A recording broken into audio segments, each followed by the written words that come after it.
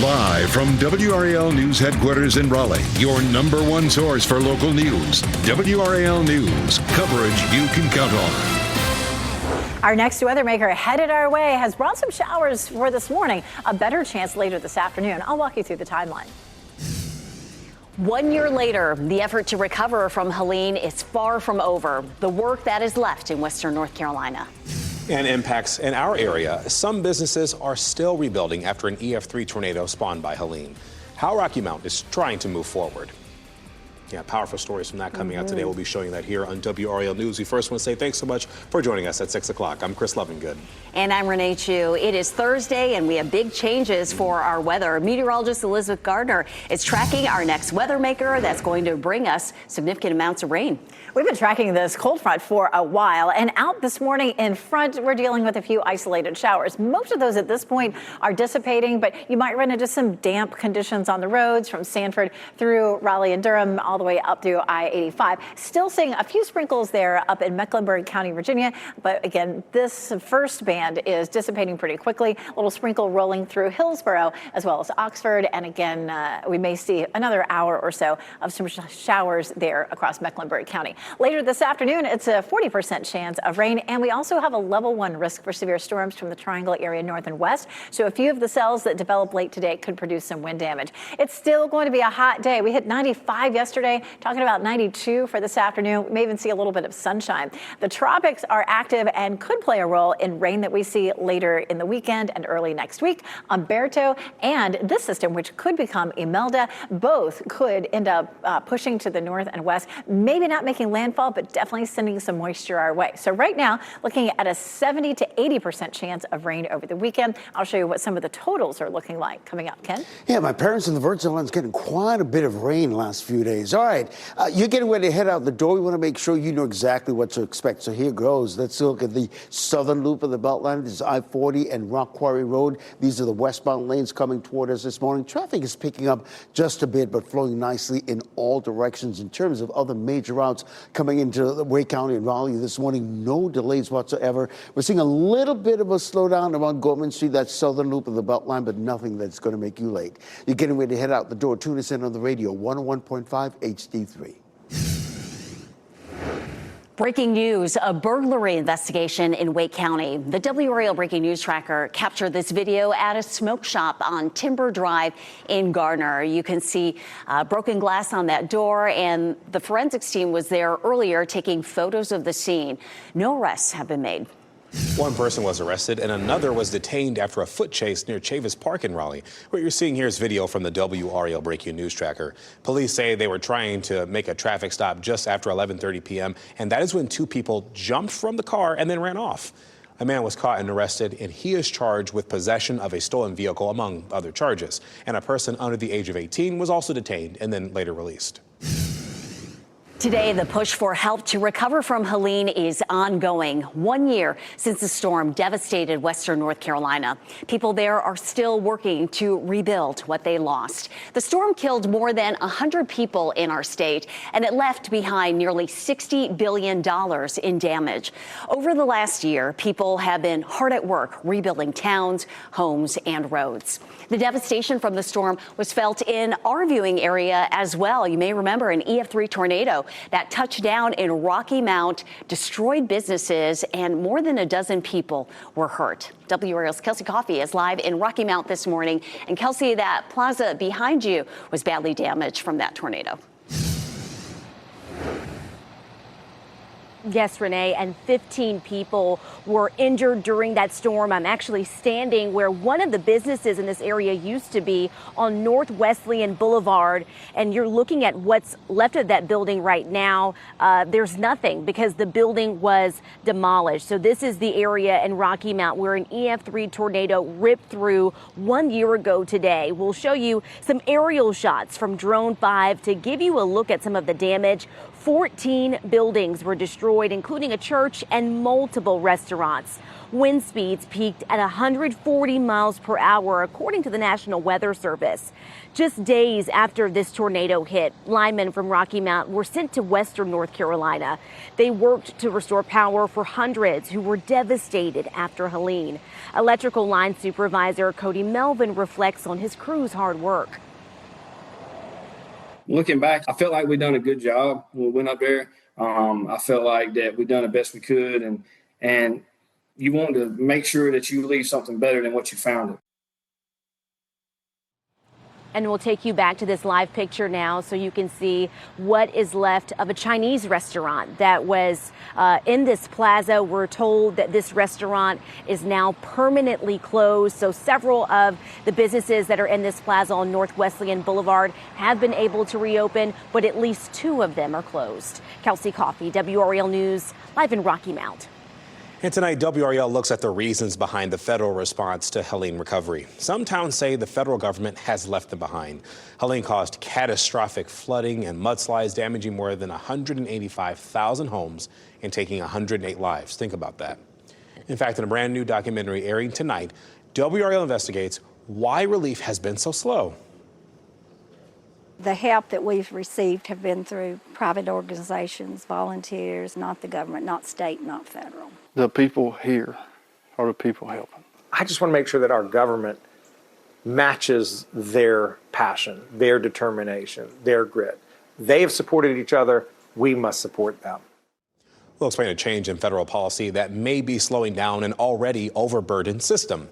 Helene, What We Lost, What We Found airs tonight on WRAL. That is at 7:30. It streams wherever you watch WRAL and on WRAL's YouTube channel. And coming up in 10 minutes, what Governor Josh Stein and other leaders are doing to push the federal government to release more Helene recovery money. Today, Governor Josh Stein will ask state legislators to reverse Medicaid cuts. North Carolina health officials say if they don't get more funding before October 1st, they'll have to cut Medicaid reimbursement rates. The state House and Senate have 2 different funding plans. The governor released a statement accusing legislative leaders of putting politics over people. He will speak more on that at Alliance Medical Ministry in Raleigh at 2:30. Former U.S. Transportation Secretary Pete Buttigieg is visiting Duke University today, and he'll be speaking on campus at the Sanford School of Public Policy. The event is called Pathways Forward, The Road to a New America, and tickets are only available to Duke students and staff. He'll speak at 5 p.m. Buttigieg visited our state several times last year to promote the Biden administration's infrastructure investments. The UNC Board of Trustees meets this morning in Chapel Hill. It is the first meeting since the board was sued over allegations that members violated public meeting laws. A UNC professor claims board members illegally used closed sessions to discuss aspects of the hiring of football coach Bill Belichick that should have been discussed in open meetings. He also accuses the board of using disappearing text messages to discuss other matters.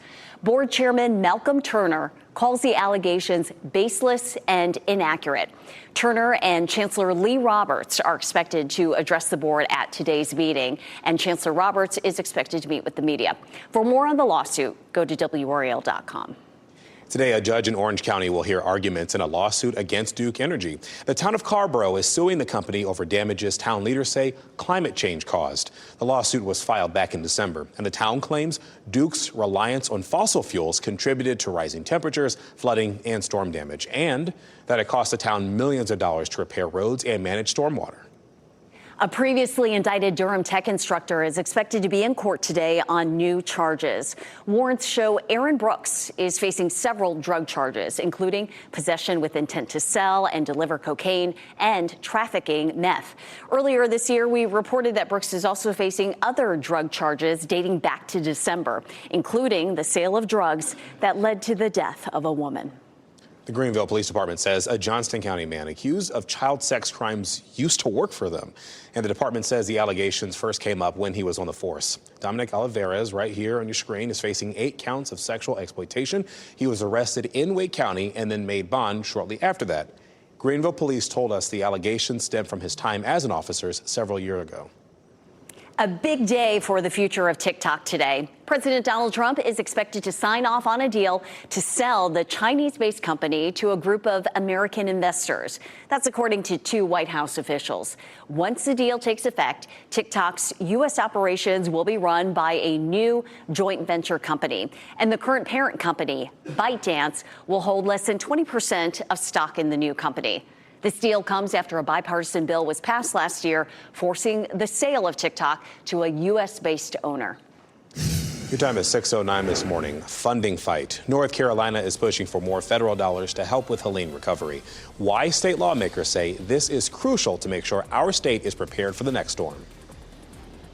Mass firings. White House officials are warning people could lose their job if a federal shutdown happens. The escalating tensions between the president and lawmakers.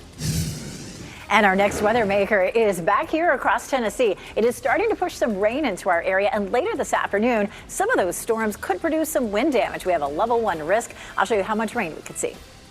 And we do have a look at your winning Powerball numbers: 15, 31, 45, 49, 53. The Powerball is 19, and the multiplier is 3. As you get into your car, tune to WRAL News Plus on your radio. In Raleigh on 99.3 FM. In Durham, 96.5 FM. And everywhere on 101.5 HD3.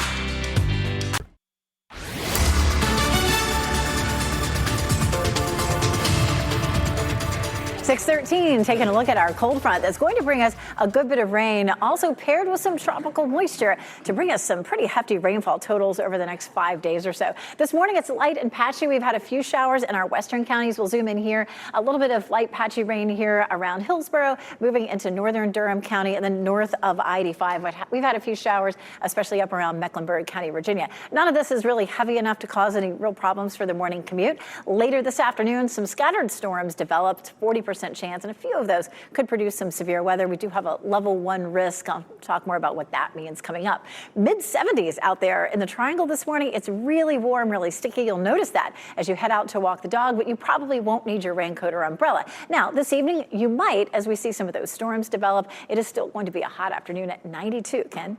All right, Elizabeth, happening now in the WRAL Traffic Center. Many of you use I-540 as an alternate east-west route, but take a look at this. I-540, Capitol Boulevard, all flowing nicely in all directions. Now, checking a couple of secondary roads that tend to get a little busy as the morning wears off. Look at this. You're coming in from Roseville this morning on Lewisburg Road. Just a couple of minutes delay. No delays whatsoever coming in from US 1 on Wake Forest, getting into I-540 this morning. All those major routes coming into the capital city delay-free right now.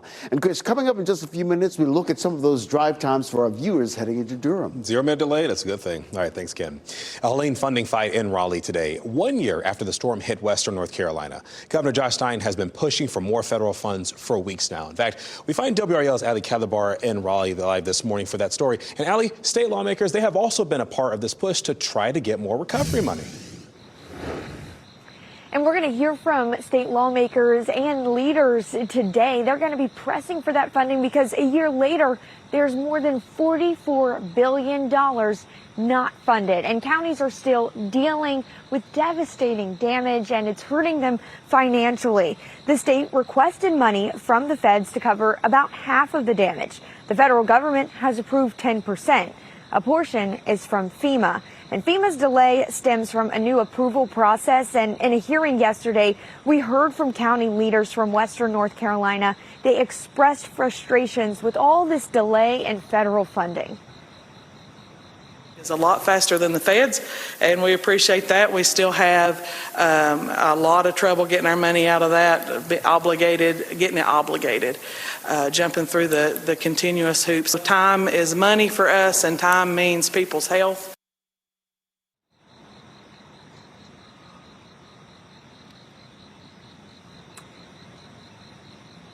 And so in the past few weeks, FEMA has approved more than tens of millions of dollars for western North Carolina.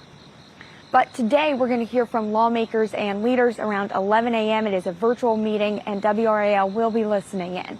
Reporting live in Raleigh, Ali Calabar, WRAL News. Events are planned over the next several days to mark the anniversary of Helene. In fact, tomorrow, Governor Josh Stein, state and federal leaders, they will be in Western North Carolina, and they're going to tour the I-40 reconstruction zone. There will also be a ribbon cutting ceremony at the Blue Ridge Parkway in Asheville to celebrate progress on repairs there. A live look at Capitol Hill this morning, where time is running out for lawmakers to pass a spending bill and avoid a government shutdown. October 1st, next Wednesday, is the deadline. As the clock ticks, the White House Budget Office is threatening mass firings if a shutdown happens. This is according to a memo that outlines which programs to target first. This is a different strategy from different shutdown scenarios and an escalation between President Trump and congressional Democrats. 6:17 on your Thursday. It's still going to be hot and muggy today, but a front is passing, and that's also going to bring us rain. Meteorologist Elizabeth Gardner tracking the radar. Good to see some green and yellow on that radar finally. Yeah, we're really trading off here. You know, the heat and humidity has been an issue, and then the next issue is going to be the rain, which we desperately need, but there's going to be a lot of it, and it could affect your weekend plans. We've been tracking this front for days now, and well ahead of it, we're seeing some showers and thunderstorms popping up. We had a wave of rain moving into the Triangle area just a couple of hours ago. It's mostly dissipated at this point, still seeing a little bit of light patchy rain north of I-85. I'm going to see some of that here in northern Durham County, around Oxford, Henderson, and up toward Mecklenburg County, Virginia. But for the most part, that one is fizzling out. This is closer to lunchtime. We may see a bit of sunshine. I mean, it's not going to rain all day for us, but where we see sunshine will start to destabilize the atmosphere, and that's where we're more likely to see some of the stronger storms later on this evening. Then around 9 or 10 o'clock, we could see another wave affecting the Triangle, and any of these little cells could produce some wind damage. That's not likely to be widespread with a level 1 risk, but it's more likely from the Triangle area north and west. Let's jump on into Friday. Yesterday, it looked like we might have rain like all day Friday. That doesn't look like the case anymore. It's likely to be more scattered, and Saturday looks like the wetter day, but later in the evening, we could see a few isolated cells beginning to pop up across the area. Some of those could produce some heavy rain. Here's a look at Roxborough, where the streets are wet from some showers. We get into the weekend and early next week, and the tropics may have some impact on how much rain we see. Umberto developed yesterday, and we also have this system that could become Imelda. Umberto moving northwest at about 10 miles per hour. Both of these together, you can see they head toward the United States. The big question is, are they going to then trek out into the Atlantic, or are we actually going to see what could be Imelda making landfall? It's really too early to tell. The computer models are all over the place on what may happen. Here are a couple of the scenarios. If the two of these systems stay around the same strength, they may rotate around each other, and one of those could move inland. If this one stays weaker, this one could get drawn into that one and away from the United States. So a lot of scenarios out there right now. But right now, certainly it looks like we could see some heavy rain over the weekend, especially Saturday and Sunday, as much as 3 to 4 inches. And that's up a little bit compared to yesterday. We do have a low-level flooding risk for Friday, Saturday, Sunday, and Monday. And of course, our temperatures are going to cool down pretty dramatically. Today's going to be hot in the low 90s. And then after that, we're looking at a nice string of highs in the 70s. But Ken, of course, will be dealing with rain. Yeah, but, you know, our lawns can use it. We can. They definitely can. Makes a lot of sense. Hey, so listen, let's start with this northern loop of the Beltline, I-440 and New Bern Avenue. You can see those westbound lanes moving away from us, flowing nicely in all directions. So if this is part of your morning commute, clear sailing from the I-87 interchange all the way over to Wade Avenue. No delays whatsoever. And once you get to Wade Avenue and you're heading up to all points west, delay-free as well. You're coming in that southern loop of the Beltline, and you're coming in from Garner, Johnston County, all delay-free at this hour. You're getting ready to head out the door. Tune us in on the radio, 101.5 HD3. Ken, thanks. Okay, don't go anywhere just yet, because this next story will make your day. A heartwarming act of kindness. Hug? Yeah. Come here. Oh, yeah. North Carolina woman was offered a hug when she needed it most. And why she says this moment right here with the deputy kept her on the right track months later. Saving on gas. 5 on your side shows you the steps you can take right now to find the least expensive gas and get the best mileage out of your car. If you ever see breaking news, maybe you have a story tip or video or pictures of severe weather where you are, you can report it to us by going to WRAL.com/report it. A North Carolina woman is sharing her story of a heartwarming moment during a traffic stop. So Caitlin Riccini was pulled over for speeding in Cabarrus County. She says because of her history with law enforcement, well, her guard was up. But Deputy Sean Singleton de-escalated the situation and noticed Ricchini needed support. So he gave her a hug. Ricchini says this gesture kept her on the right path as she's recovering from addiction. Need a hug? Yeah. Come here. I just find myself, pouring out my heart to him, telling him how hard it's been and, that I had to give up my son back in December and that I was, down here trying my very best to stay clean and sober so I could get him back. Now, this happened back in March, but since this interaction, Ricchini says she regained custody of her son, and she is forever grateful for Deputy Singleton's kindness. This What's Trending report, sponsored by Rug & Home. The moment AGT fans have been waiting for, and the new voice of the New York subway. Yeah, Ken Smith is here to tell you about it and what's trending. All right, Chris and Renee, let's start with AGT, a new winner celebrating this morning. And the winner of $1 million is Jessica Sanchez! And get this, she is 9 months pregnant and took some big chances on the show with her song selections. One of the most memorable moments was her performance of Lady Gaga and Bruno Mars's Die With a Smile.